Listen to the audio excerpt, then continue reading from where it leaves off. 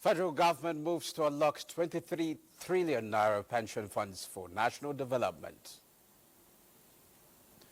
Nigeria bets on cocoa has futures settle at $187 per ton. Oil prices rise as U.S.-China trade talks suit market jitters. U.S. and China say substantial progress made in key trade talks. Asia-Pacific market rise after White House announces U.S.-China trade deal. You're welcome to Business Express, reaching you. You're welcome to Business Express, reaching you from Abuja. I am Musa Abubakar, your guide.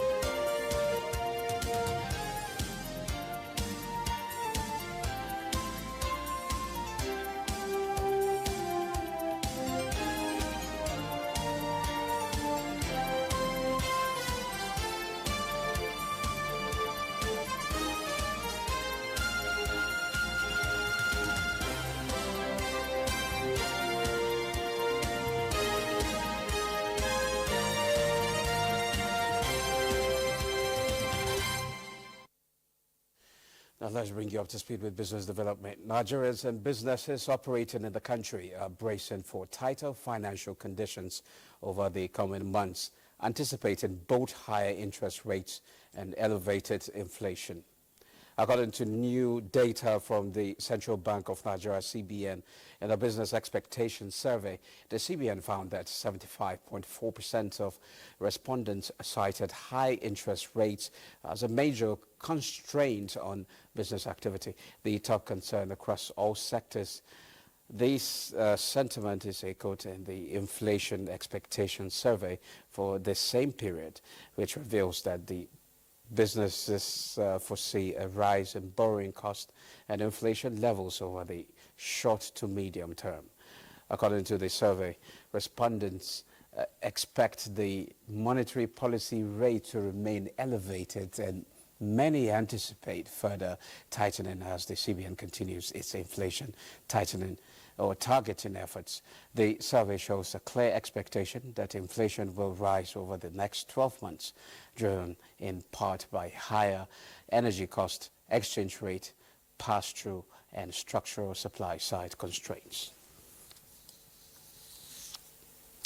The federal government has called for the strategic deployment of Nigeria's pension assets, now valued at over 23 trillion naira, to advance key sectors of the economy and accelerate national development.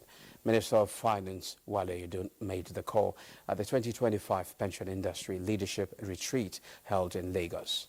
Speaking at the retreat, Edun described the pension industry as a major driver of long-term economic growth. He noted that with pension assets now accounting for about 8.6% of Nigeria's gross domestic product, there is a significant opportunity to align these funds with the country's strategic priorities, including infrastructure development, affordable housing, energy access, and digital transformation. Naira stability eases firms for FX losses. How much is the Naira exchanging for the currencies? Let's see.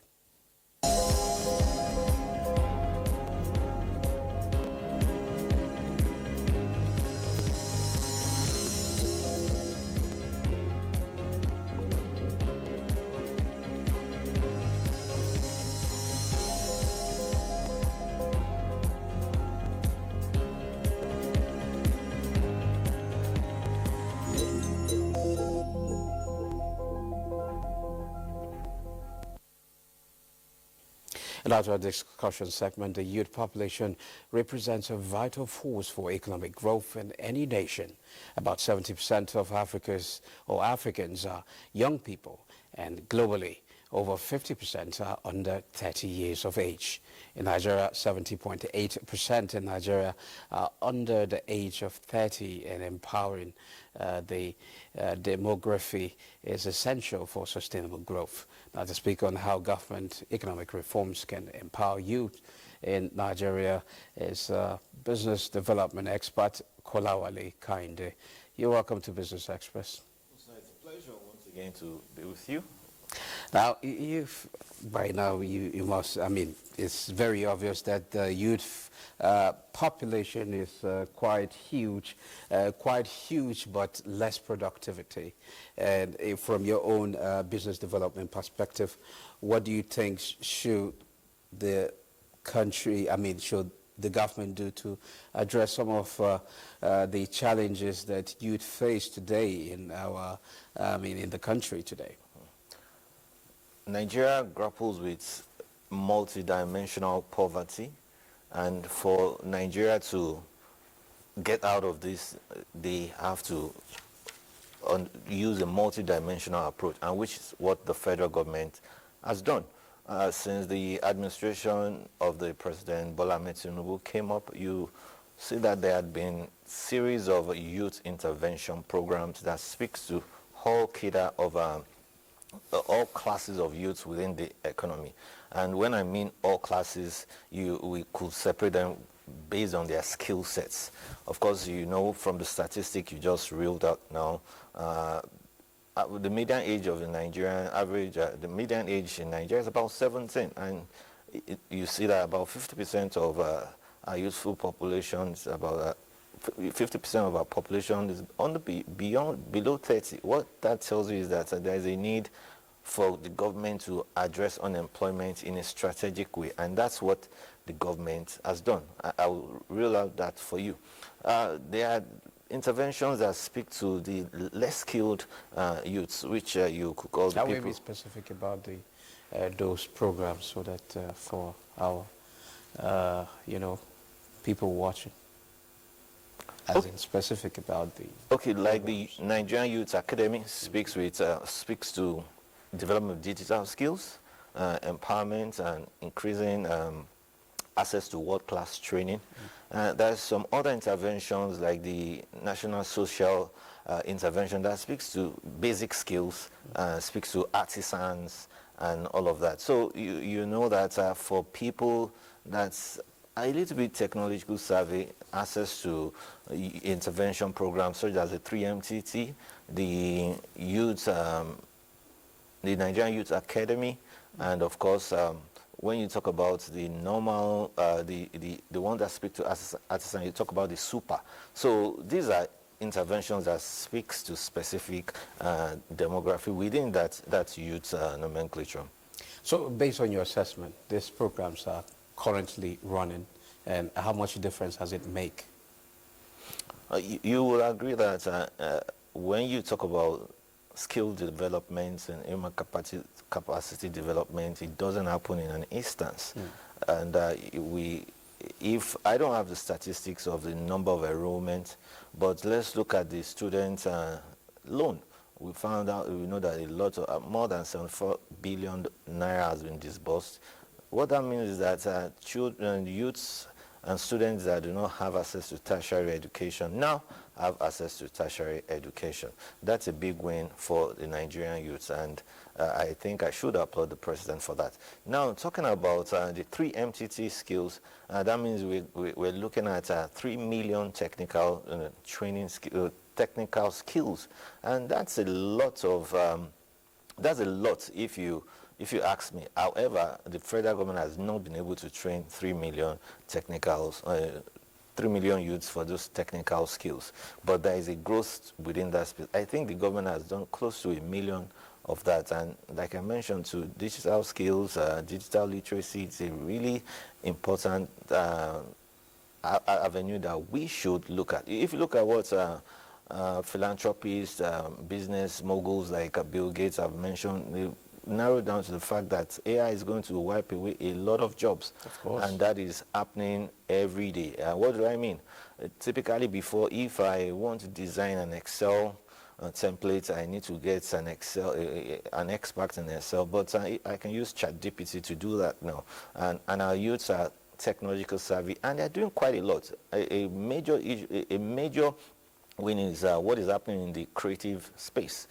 You see people in content creation, people leveraging AI to develop startups, and these are young people that naturally will be requesting money from their parents before, but now these guys are doing big things. Looking at our population, would you say the kind of manpower planning we have, just like the ones you've mentioned, manpower development and planning and development, such as our schools and the programs that you've just mentioned, do you think they're actually enough to somehow skill up the population of youth we have in the country? And then if not, where do you think we should, explore to actually get a lot of our youths on board, so that, just the way we look at China, we want to emulate them, let's also get to be on that conversation as well.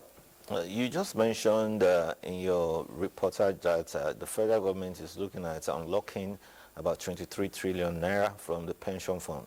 Well, that tells you that Nigeria does not have money, and we are using the lean resource we have to provide service at scale.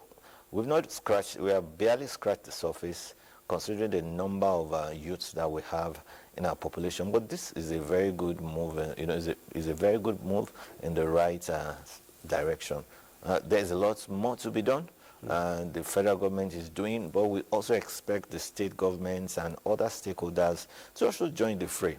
A lot of emphasis have always been directed towards the federal government. We give the state governments the opportunity to just squander monies that are given to them. So we need to also look at what the state governments are doing. And for the last time I checked, a lot of them are really not doing much. Okay, a lot has been said about, when they talk about the youth population, they talk about out-of-school children. There's this school of thought that is pushing this particular narrative that skill acquisition, whether skill acquisition is actually the permanent solution to after-school. I want to pick your thought on that. Nigeria needs to unlock industrialization, and the quickest win is to develop skills. I'm not marketing my company now, but you know that we are trying to organize a vocational skill that infuses technology and business skills. This is what is lacking in the current curriculum that the government is running. A lot of youths are running away from technical skills because the approach to which they learn is still archaic. There's a need to infuse innovation, to infuse creativity, and that is what a lot of new businesses businesses that are involved in vocational skills and training are doing. One of the major challenges is the issue of regulation. Access to barrier of entry into that space is quite huge.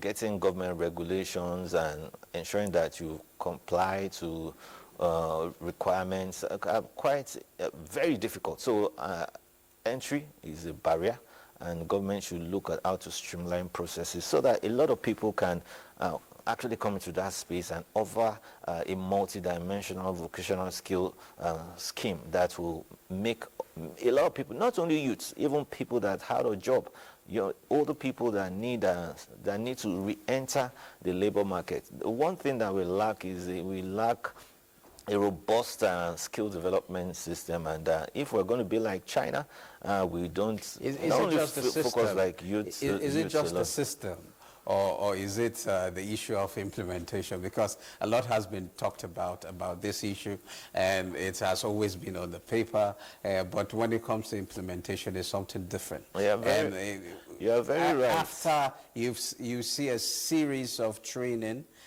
youth empowerment training, after everything, you give the youths everything. There won't be anything like, okay, let's check to see whether these youths are actually using those skills.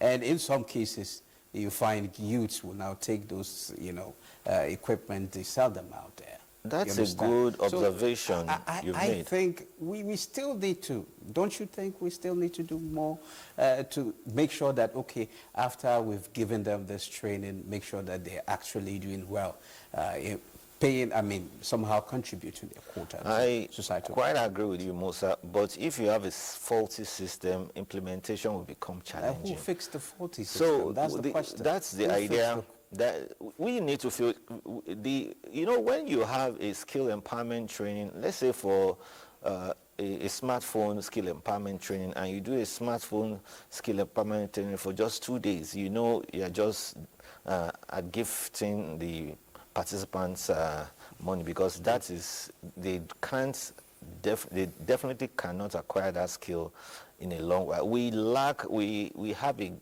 quick fix mentality, which cannot develop, we cannot make us develop at scale.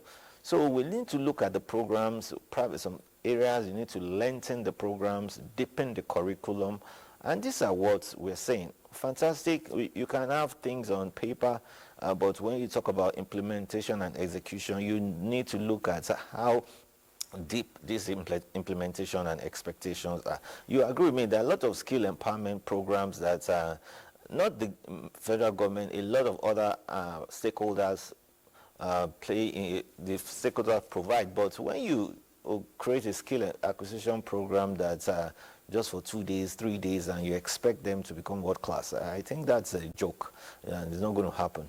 Okay, Mr. Kolawole, kindly, before I let you go, the federal government is somehow driving reforms and program to achieve a $1 trillion economy. Where do you see youths playing their role in this particular, futuristic economy? The service industry has been growing in leaps and bounds, as well as the creative industry, and that is where I see that catalytic impact occurring. In terms of digital transformation, which you mentioned, that's the easiest way to ensure that we scale to a $1 trillion economy.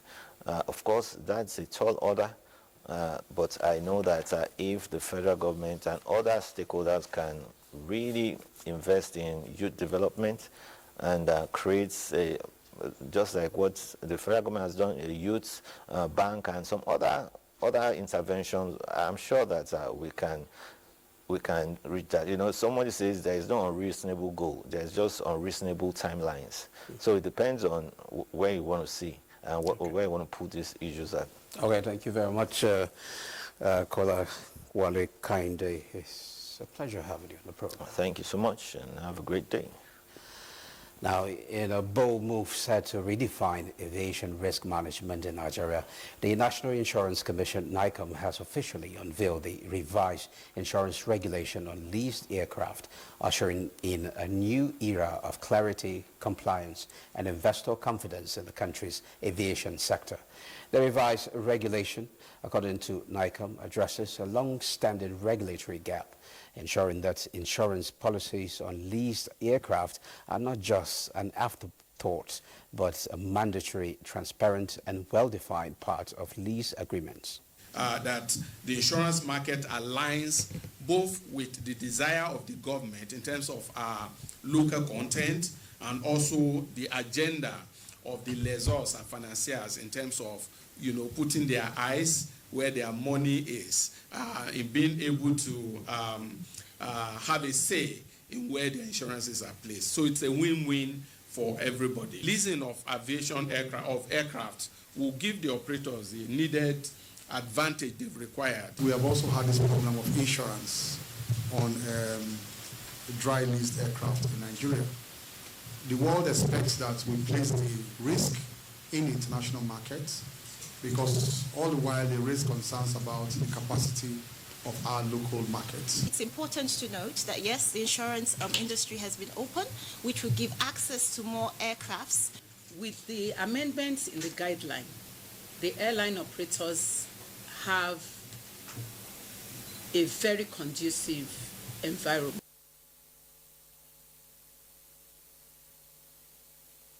I expected to partner with with the regulatory grip on one of the most capital-intensive sector. And now let's take a trip to the commodities market.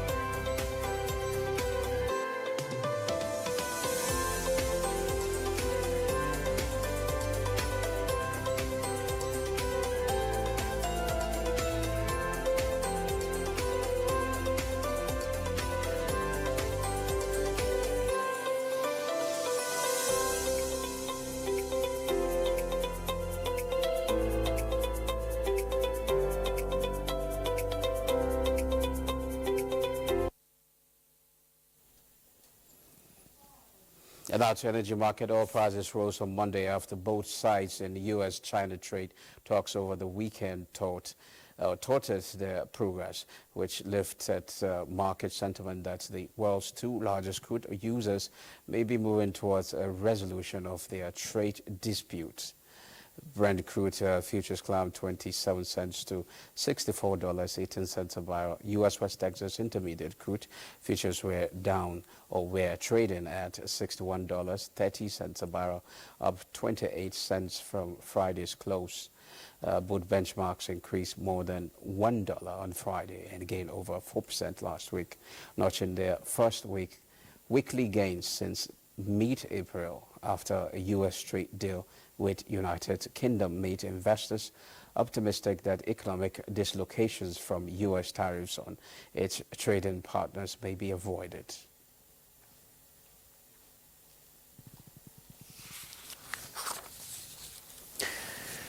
And now let's join, before we now join Maria, the Nigerian Ports Authority has denied and described multi-billion naira corruption allegations against the authority as outright false. However, the authority put a lie to allegations of corruption against the management of the authority, saying misapplication of budgetary provisions by the authority is impossible. In a statement issued by the General Manager, Corporate and Strategic Communications, Ikechukwu Oye Mekara, said that the budget and expenditure of the NPA are subject to the strict supervision of the Ministry of Marine and Blue Economy, the Budget Office of the Federation, as well as the comprehensive oversight of the National Assembly. According to Oye Mekara, the contract for dredging works at the Warri Escravos channel became necessary because of the need to tackle the increasing siltation of the channel. He stated further that the dredging of the Escravos channel followed laid down processes and procedures for emergency procurement as laid down in the Procurement Act 2007, contrary to allegations in the report. And now for a global stocks update, let's now join Maria Ado-Zakari. Maria, is over to you. International markets are mostly bullish this afternoon. We have European stock markets have started the new trading week on a positive note following the White House's announcement that the U.S. and China had agreed to slash tariffs. Looking at the figures now, we have DAX of Germany, which appreciated by 0.56%. FTSE of the UK is up 0.55%. CAC of France led gains in the region at 1.35%.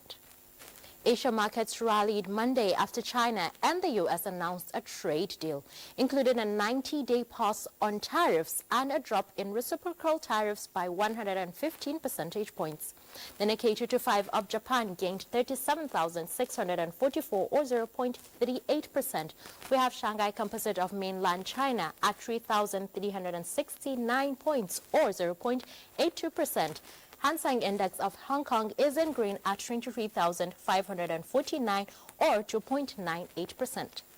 U.S. stock futures jump after U.S. and China agreed to temporarily slash tariffs following negotiations over the weekend in Switzerland. The Dow is in green at 2.53%. We have S&P 500 also in green 3.04%. Nasdaq Composite is in green at 3.95% also. Africa markets are mostly upward in an upward trend. We have South Africa JSE Top 40, which was higher by 0.44%. Namibia All-Share Index follows at 0.14%. Ghana is also in green at 0.81%, while Tunisia Tun Index changed color to red at 0.11%. That's it for Global Market. I am Maria Abdulakari. It's back to Musa. Thank you, Maria. Thank you for that update. Well, that concludes Business Express. Business Express returns tomorrow by 9:30 a.m. Thanks for watching.